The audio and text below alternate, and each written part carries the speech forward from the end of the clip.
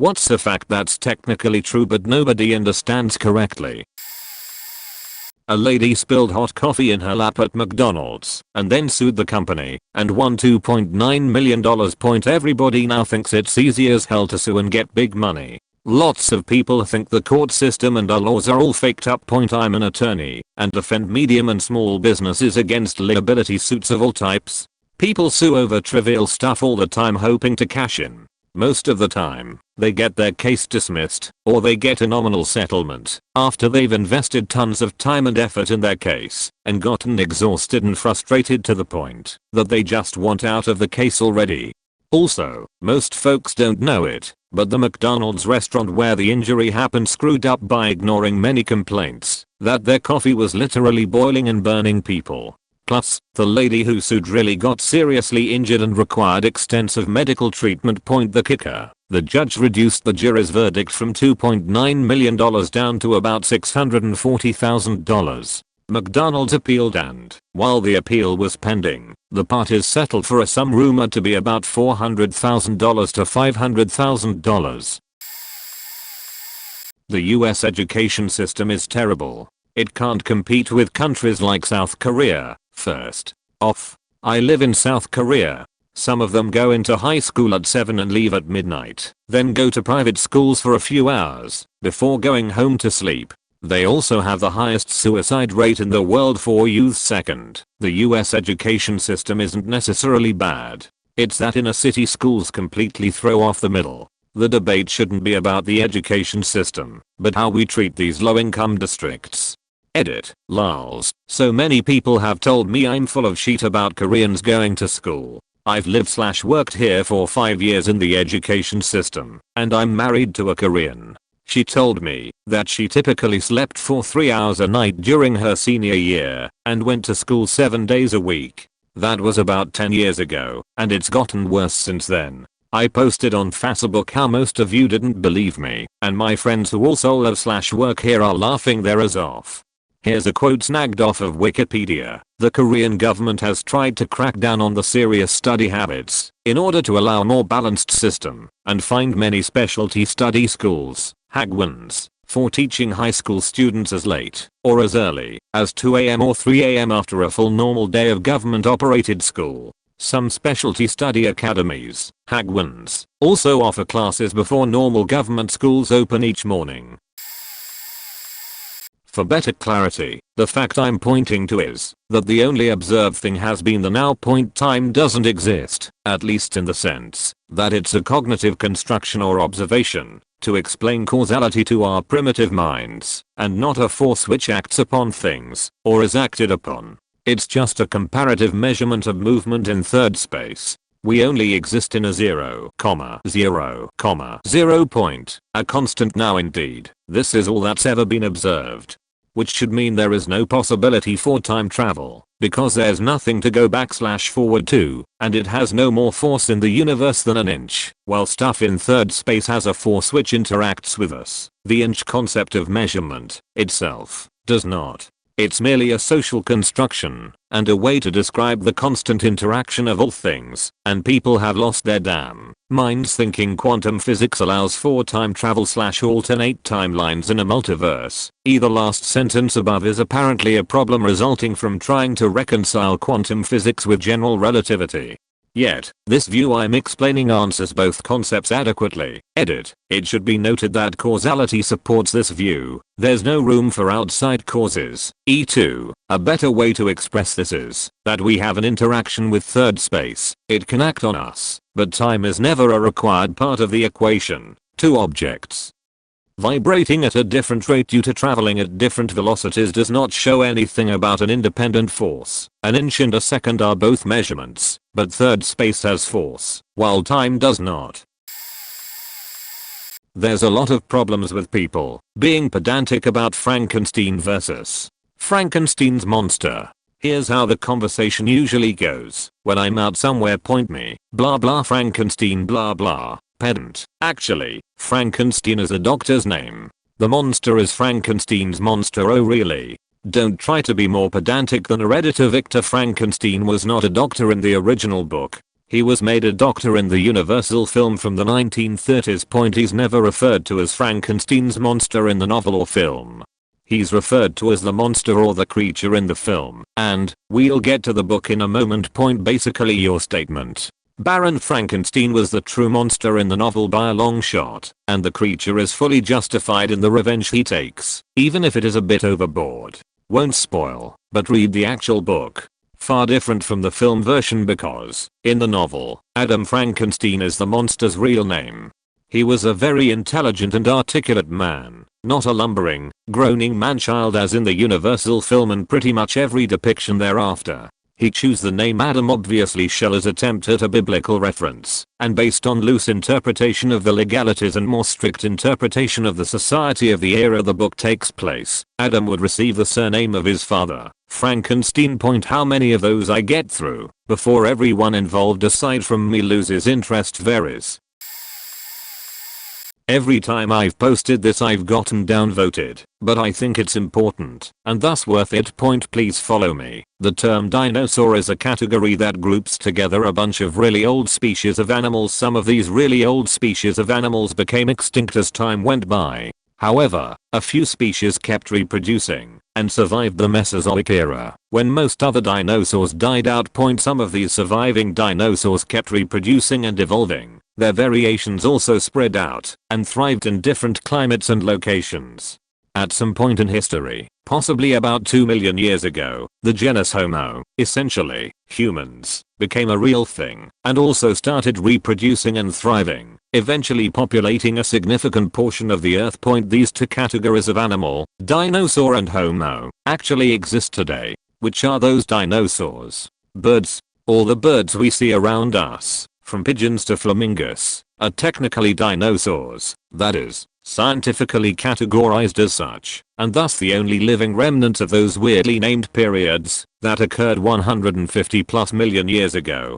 TLDR, technically, humans and dinosaurs not only did coexist, but they coexist to this very day. And since there are far more birds than humans in the world, we still live in an era where dinosaurs are the prevalent animal category populating the land. Edit. Maybe this concept will be helpful. Dinosaur isn't the same as prehistoric animal.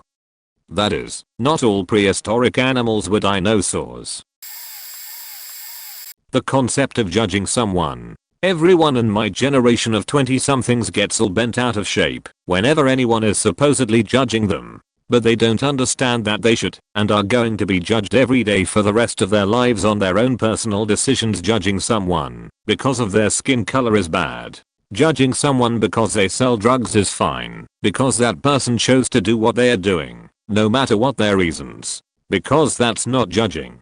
It's asking them to be responsible for their actions. If I went out and got drunk and drove home, should I tell people not to judge me? No, that's faking dumb, because I'm essentially asking them not to hold me accountable for what I've chosen to do. So why does every YOLO yelling, peace sign flashing member of my generation get all upset whenever anyone asks them to explain themselves or their choices? Because it's easier to say oh, you're judging me than to defend your sheet tie choices. And we were raised to always point the finger at someone else, never ourselves. Thanks, spawn of the baby boomers.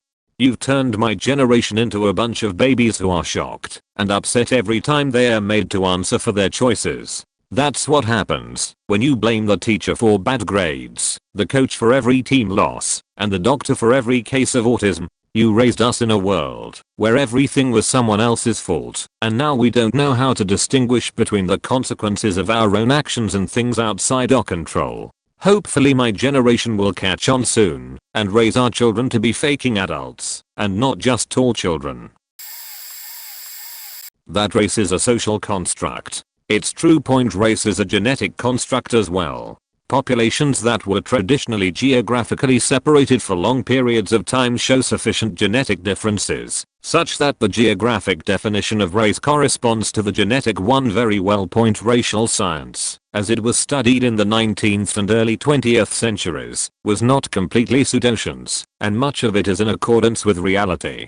For instance, the macro-racial categories of Negroid, Caucasoid, Mongoloid, and Australoid, espoused by anthropologists like Carlton S. coon and others, actually has a fairly solid basis in genetics.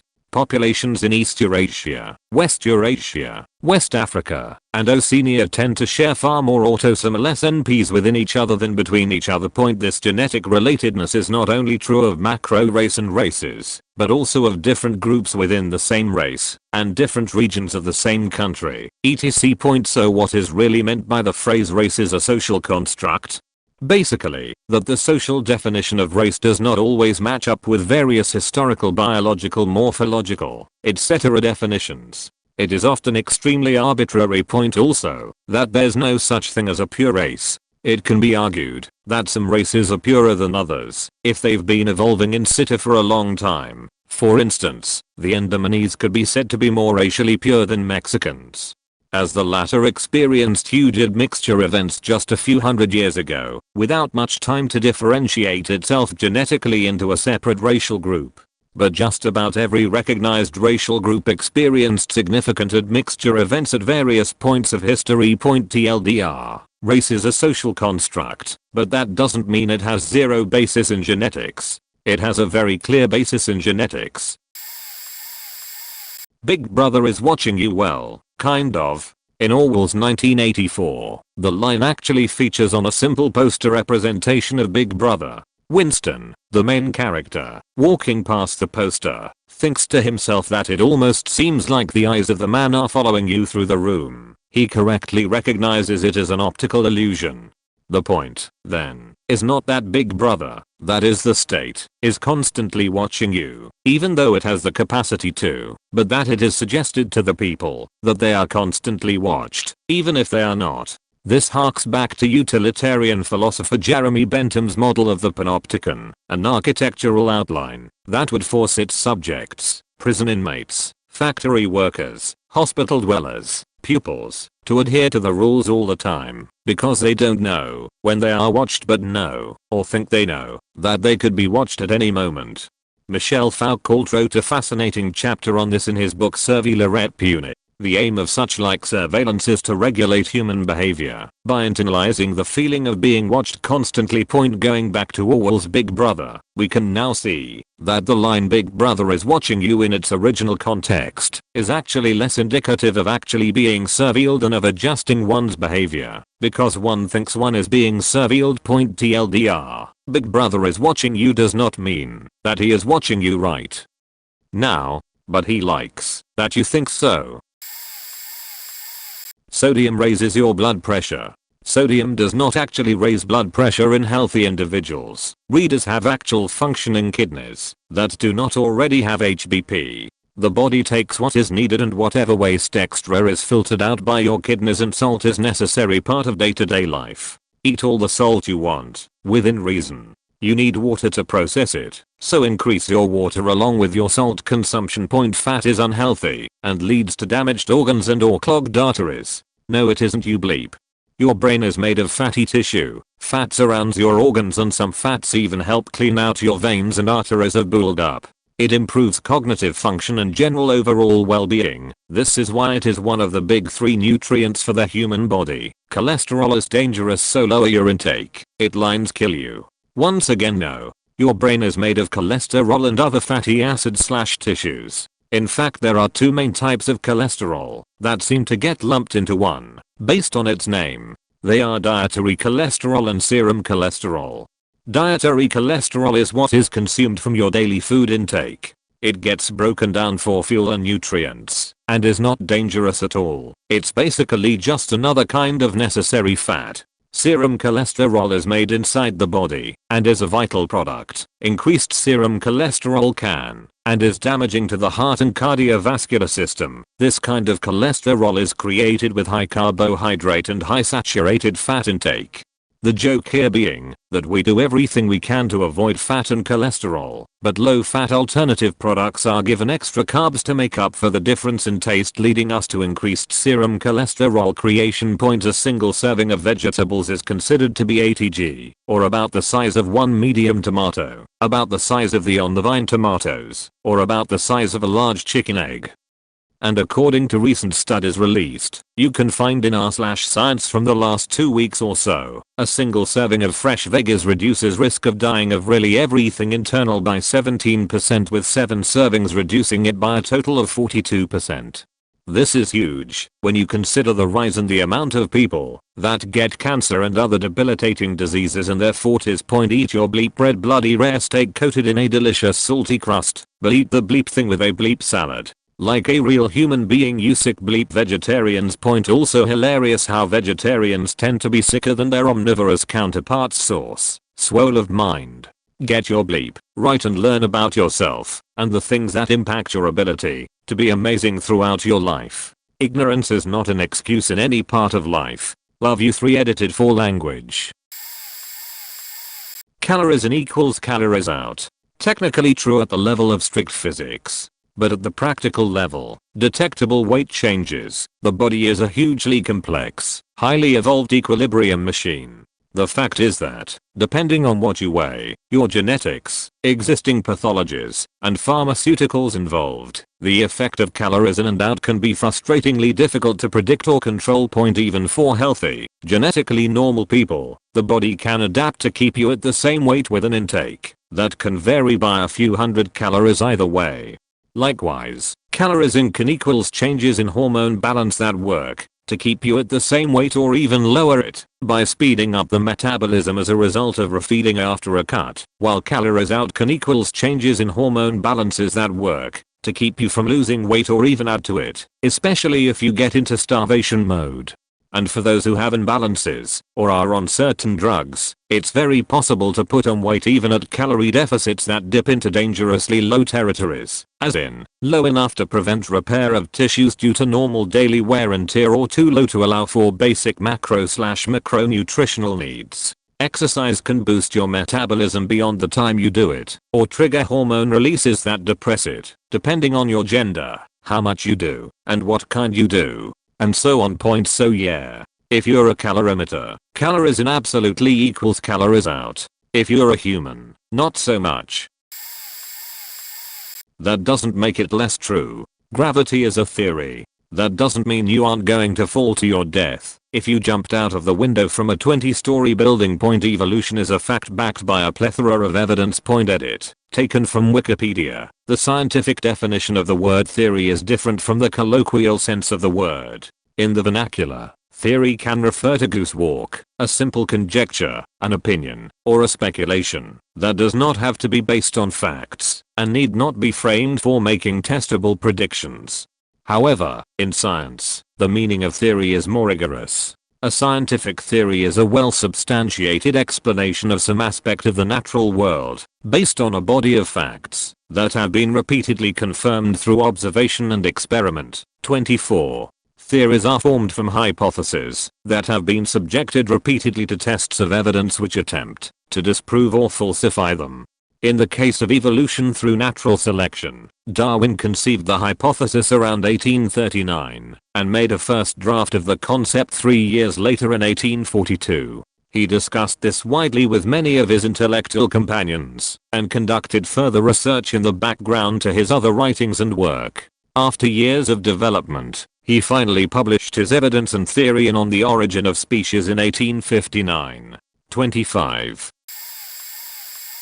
Correlation does not imply causation. The common error comes with the colloquial definition of imply versus the strict mathematical/logic definition. Via logic, imply means to establish as a consequence of a condition. If A equals, then B. This imply has no uncertainty. Generally we use imply to mean to strongly suggest something, but there is clearly an element of doubt left in this usage. Well, the phrase does not imply causation is referring to the first, strict, definition, meaning that correlation does not prove causation. Very often, correlation is used to suggest causation. This is the fundamental use of statistical inference, really what our scientific inquiry is built around, until we can actually determine the causative mechanism. So, when you are making a causal argument and the response to a correlative argument is well, that doesn't imply causation. You can know that it does suggest causation in absence of a more compelling interpretation, but no, it's not by itself proof. It is evidence. even if it is just coincidence, which often it is not. More often people just like to deny correlations because they fear the implications. This will offend a lot of Redditors, so I won't go half measure. Evolution, and what it means. That evolution is both a theory and a fact point at present. Most science-minded individuals ascribe to Darwinian gradualism, an outdated model that's been long considered defunct, but remains popular through media and people like Richard Dawkins. It remains popular because it is the most intuitive sounding, popular, and it is linked to Darwin directly, so it has a history and supporters, but literally no evidence. At present, the most viable model by far is called punctuated equilibrium. It is better supported by evidence, and has been for decades, but it sounds unintuitive, and doesn't have a century and a half of cultural, philosophical, and political support. In other words, lay people don't believe in it. Scary point: the fact of evolution, that we can observe, test, repeat, and can be falsified if needed, are the tiny mutations you know as adaptations. That's a fact. Darwinian gradualism was wondering if that process could run away and become very dramatic over huge timescales, differentiating walnuts and walruses. That was the theory, but it lacked any evidence and couldn't be falsified. That line between the fact of the small-scale mutations and defunct theory of dramatic gradual million-year variations are blurred by these sort of new fundamentalists who demand that Darwinian gradualism is even fact, which is deliberate misinformation. Or is it just that? I would venture to say that believers in Darwinian gradualism are like anybody else, and ascribe to it for social, philosophical, and personal reasons, and defend it personally. Yeah, they'll say they follow evidence, but their views are in direct contrast to that, to the extent that it's almost comical, and like anybody in any generation they predictably follow what they feel is right politically and not factually, but would like others to believe that they are committed to reality and not cultural whims. Pretty much any of those Facebook chain messages about the ingredients in something point. Yes, many commercially produced foods contain various additives. Many of these same additives are used in production of other things. But claiming that McDonald's puts the same thing used in producing tires in their foodies, while technically accurate, horribly misleading point. Same goes for vaccines. Studies show a link between vaccines and autism. One study did. That was retracted, funded by a legal firm looking to sue vaccine manufacturers, by a scientist who had his own vaccine he patented. Multiple further studies have proven the claims of that study false, and others have starting discovering what is the cause of autism. Saw another one, can't remember the specifics, but it uses the fluoride levels in toothpaste and the levels in drinking water, then says there's a warning on toothpaste to call poison control if you ingest this much toothpaste, but you're supposed to drink 8 glasses a day of this. First off, you're not supposed to drink 8 glasses of water. No one knows where the hell that came from, and it's wrong. Second, there are more ingredients in toothpaste than just the fluoride. So yes, the levels may be the same, but there's other stuff going on. Basically, it's the same as the dihydrogen monoxide trick. Cherry pick your data, and don't fully explain yourself, and you can make anything scary. Parenting effects can only explain about 0.10% of the variation in adult intelligence, personality, and life outcomes within typical general populations. The other 100%, genes and random chance. If your population has large cultural variation, then this takes a small piece of the pie as well. Heritability is the proportion of the variance of some parameter that correlates with the genes. The shared environment refers to the features of the environment that impinge on some of the people in your sample but not others. The unique environment refers to the features of the environment that only reliably impinge on individuals, more or less randomly. A simple summary is that about 40-50% of the variation in intelligence, personality, and life outcomes is heritable, correlates with genes. Another 40-50% of these variations can be attributed to the unique environment, chance events in life, and in neural development. Only about 0.10% of these variations can be attributed to the shared environment, including parenting effects, schools, neighborhoods, etc. The heritability of intelligence actually increases over the lifetime, so that nearly 80% of the variation in intelligence of older adults correlates with genes. Over time, the effects of schooling and other childhood effects wear off in their ability to explain differences between people. Point source: The Blank Slate, The Modern Denial of Human Nature, Chapter 19, Children. Relativity. In general, everyone knows that you can't travel faster than the speed of light, but people don't really get what that means. Something that I think really demonstrates this lack of knowledge is when people talk about space travel. Specifically, people saying that intergalactic space travel is impossible because the distances/time it takes to get there are too great to be practical.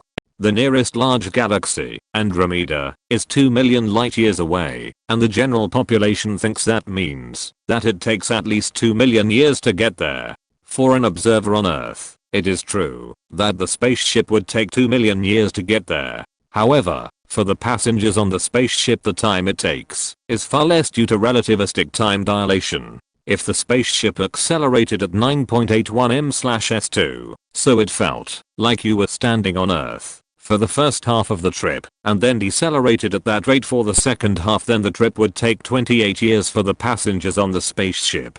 So, the time is too great to be practical for people on Earth. 2 million years, but the time it takes for the people on the spaceship is perfectly reasonable, 28 years. So, intergalactic travel isn't inherently infeasible due to time. I'm not saying that there aren't huge obstacles to overcome to achieve intergalactic travel. I'm just saying that time for the people on board isn't the limiting factor.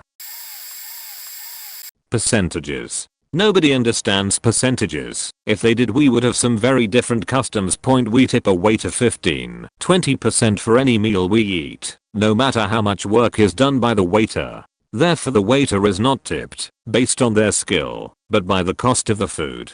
Shouldn't we tip an hourly rate of some kind, rather than a percent of the price? When you buy a house, you pay a realtor a percent of the cost of the home. Same concept here. Imagine two identical homes, but in different neighborhoods. One house could be twice the price of the other simply because of location, and therefore the realtor gets paid twice the commission.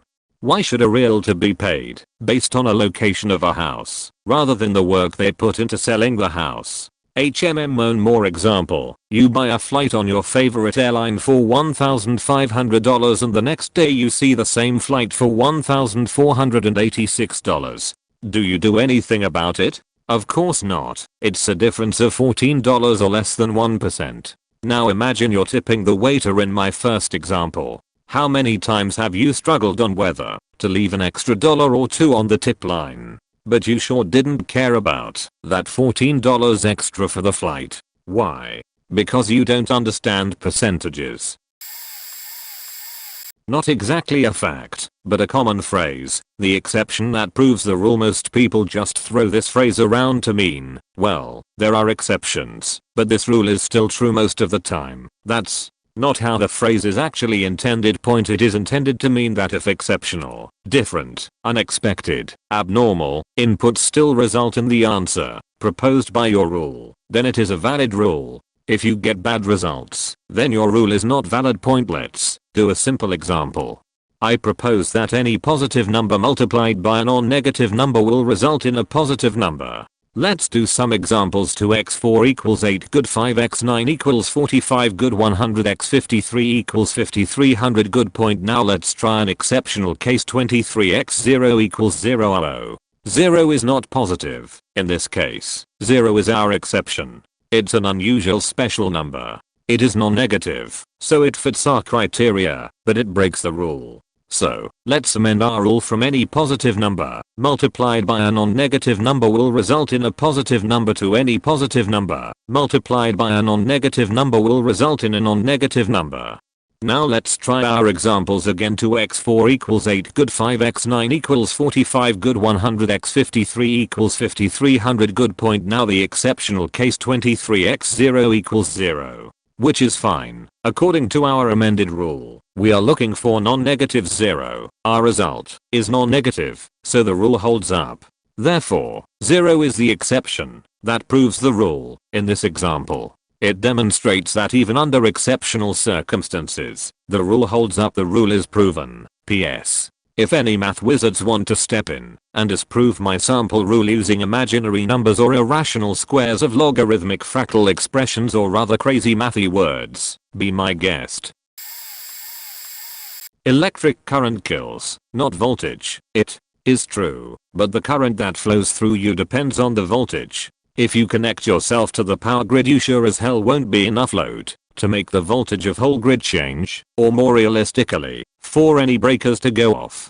Current flowing through you will depend on your electrical resistance, which technically can change. Soft and moist skin is worse than thick and dry, but no one will grab a faking hot wire thinking that he has enough resistance point. It all comes down to you being connected to high voltage.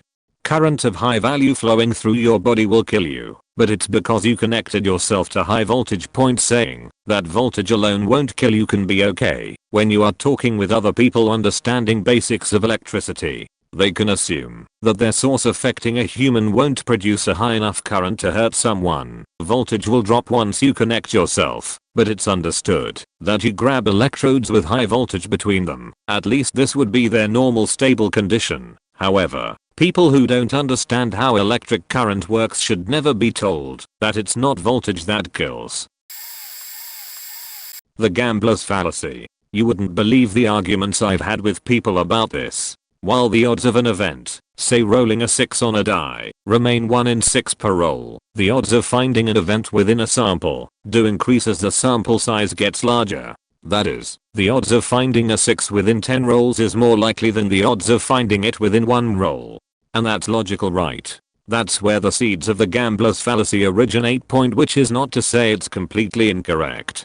A machine is never due for a payout, as the gambler's fallacy usually goes, but the longer a machine doesn't pay out, the more unusual the event is, which is something. Point a subpart of the fallacy is that a machine with a 20% payout rate is guaranteed to give it up after 5 spins. Obviously, no, 2 spins is not 40%, but it's quite close to that. Binomial calculators are good for this. The more rolls you make, the closer to 100% the odds get without ever reaching 100%. After a million rolls, the odds of seeing a 6 on any one die in the sample, I imagine, would be 99.99%. In fact, the cumulative probability first hits 99.99% after only 51 dice rolls, according to the asinine phrase "it's not the voltage that kills, it's the current." It's technically true, but so few people understand or care to do the math behind it for it to be anything other than a danger to them. Point for instance, suppose I have 2 wires. I plug one into small hole of the outlet, and I take another one, and use it to short circuit a AAA battery. The wire sticking out of the wall has a current of 0 amperes, while the wire currently shorting the AAA battery has a current of over 100 amps. Notice I didn't say that the current flows. Current is defined as a flow of charge, and it's meaningless to say that a flow of charge flows. You can touch the wire connected to the battery. Yes, there's a lot of current there, but the voltage difference between the wire and yourself is not enough to create any serious current through your skin, so you're okay. Point. If you touch the wire connected to the outlet, you'll shock the hell out of yourself. Even though there wasn't any current there to begin with, the voltage between you and the wire is so high that your skin offers very little protection, and the current through you will be high enough to cause serious injury. Point. I've seen people fail at the math so hard that they get antsy watching me touch the terminals of a car battery thinking I'll shock myself. I tell them it's only 12 volts, and they shoot back with "it's the current that kills." TL. Doctor, learn about electricity. Don't rely on stupid sayings. During pregnancy, a due date is only an estimated date that is determined to give you a general idea of when your baby may arrive, calculated as 40 weeks from the first day of your last menstrual period. It is not an exact date that your baby will arrive, or is supposed to arrive. Only 4-5% of women actually give birth on their due date, and as a result many women, especially with first pregnancies, grow frustrated if their due date comes and goes without their water breaking, because they've been counting down with expectations for that exact day. That is Facebook posts stating 22 more days till my baby arrives. While you can truly appreciate their excitement and their countdown, the due date is not like an oven timer that goes off and then the baby arrives. It's a general estimate of a time frame to give you a target window to prepare everything you need to in anticipation of your baby's arrival. It's actually a 37 to 42 week arrival window, and excited parents don't always focus on that detail that doctors usually tell them. The baby arrives when he/she is ready to arrive, which commences at an unknown moment when chemical signals from the baby's brain begin a chain reaction in the mother's body, which starts the labor sequence and subsequent delivery. It happens on the baby's timeline, not according to the estimated due date point. However, with all that being said, I delivered my son on my actual due date. I must disagree, in the sense that they are all a representation of the fundamental expression that the force of change is the one, enduring, everlasting force in this universe. Point biogenesis exists because our genes change us from primarily caring about our own corporeal survival to caring about the passage of our genetic line, causing us to mate and reproduce. Evolution exists because genetic code, through changing, can produce enough genetic differences within the species that the potential for creating a genetic variant with the best chance to survive and reproduce is maximized. Sorry, that sentence was a mouthful. The Big Bang is the perfect crystallization of the fact that change is the one unifying and central fact of the universe and all existence. There was nothing, not even any fundamental forces, particles, or fabric that makes up space-time, because there was neither space nor time prior to the Big Bang. Now, how do you resolve the typical next step? And then there was a huge explosion that distributed matter across the universe by the force of change. There was nothing. Then, due to the fundamental force of change, the universe spontaneously exploded, changing its form and properties completely, so that it is unrecognizable now from what was before, and we can only speak of pre-Big Bang in generalized terms.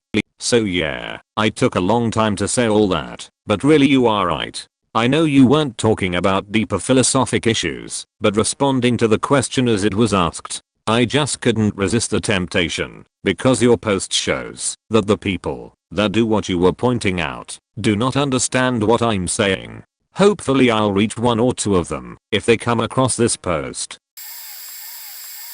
The easiest way I have found to describe this is as follows. If your initial door has a goat behind it and you switch, you win. Since there are 2 goats and 1 car, you have a 2/3 chance of starting with a goat, and a 2/3 chance that, if you switch, you win. Point details. Since there are 2 goats, and you can only pick 1 door.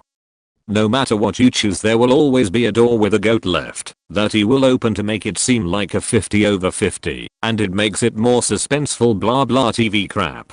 So since he discards 1 goat after you select, you are always left with 1 goat and 1 car and the option to switch. This leaves 3 possible scenarios. You pick goat 1, he reveals goat 2, and the other door is the car. So if you switch here, you win. You pick goat 2, he reveals goat 1, and the other door is the car. So if you switch here, you also win. You pick the car. He reveals goat 1/goat 2, and the other door has goat 2/goat 1, and if you switch you lose points. So as you can see, if you start with a goat, then switching wins you the car. Since the doors are 2/3 goats, you have a 2/3 chance of starting with a goat, which means a 2/3 chance that switching will win you the game. Most people see it as, there is 1 goat and 1 car, 50/50 chances, but they don't take into account what happened beforehand and the impact that has. You have to look at all the possible outcomes from start to finish to really understand why switching is 2/3 win chance and not 50/50.